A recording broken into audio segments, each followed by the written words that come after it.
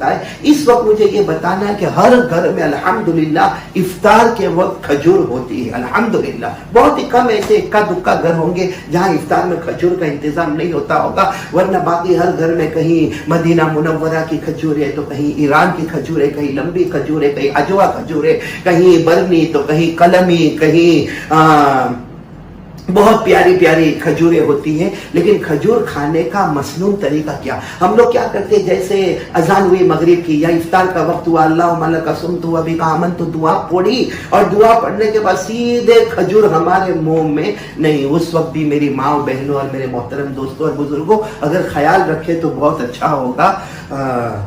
کھجور اگر کھانے کا کیا مسنون طریقہ ہوتا ہے، کھجور کھانے کا مسنون طریقہ کیا ہوتا ہے، وہ میں آپ کو بتانا چاہتا ہوں. اللہ تعالی ہم سب کو دیکھو ہر سنت پر عمل کرنا، ہر سنت پر عمل کرنا، کیونکہ ہمارے نبی صلی اللہ علیہ وسلم سے محبت کا طریقہ یہی ہے.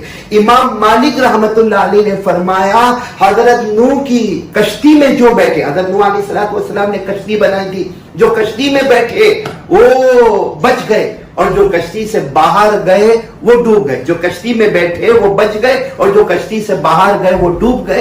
بس امام مالک رحمت اللہ علیہ فرماتے ہمارے نبی صلی اللہ علیہ وسلم کی سنتوں کا حال یہ ہے کہ جو سنتوں پر آ گیا وہ ایسے جیسے حضرت نوح علیہ السلام کی کشتی میں بیٹھ گیا، کنارے پر پہنچ گیا، اور جس نے سنتوں کو توڑا وہ ایسا ہے جیسے حضرت نوح کی کشتی کے باہر گیا اور پانی میں ڈوب گیا. تو میں بات کر رہا تھا آپ کو کھجور، دیکھو جیسے میرے ہاتھ میں یہ کھجور ہے، کھجور کھانے کا مسنون طریقہ یہ ہے جو ہمارے آقا صلی اللہ علیہ وسلم کے کھانے کا طریقہ تھا. اور اس سے سوچو ہمارے نبی نعمتوں کی کتنی قدر کرتے تھے. سب سے پہلے ہمارے نبی کھجور کو کھولتے تھے. دیکھو میں نے آپ کے سامنے کھجور کھولی تو یہ کھجور کو کھولنا گویا ایک ہمارے نبی کا طریقہ ہو گیا.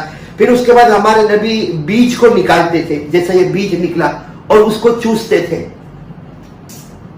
یہ ہمارے نبی کھجور کو چوستے تھے.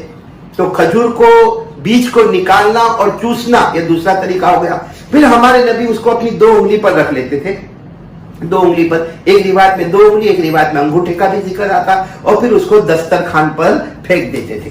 وہ بیج کو دسترخوان پر پھینک دیتے تھے. اب باقی جو کھجور ہے پھر ہمارے نبی کھا لیتے تھے. اگر ہم اس کو تھوڑا تھوڑا الگ کریں تو سوچے کھجور کھولنا ایک سنت، پھر بیج کو نکال کر چوسنا دوسری سنت، پھر اپنی انگلیوں پہ رکھنا تیسری سنت، اور پھر اس کو دسترخوان پر پھینک دینا یہ چوتھی سنت بیج کو، اور باقی کھجور کو کھا لینا پانچویں سنت. اگر ہم اس کو الگ کریں تو 5 اور 6 طریقے نکلیں گے. تو ایک طریقے پر 100 شہیدوں کا ثواب، تو انشاءاللہ ایک کھجور پر 500 سے لے کر 600 شہیدوں کا ثواب ہم کو نصیب ہو جائے گا.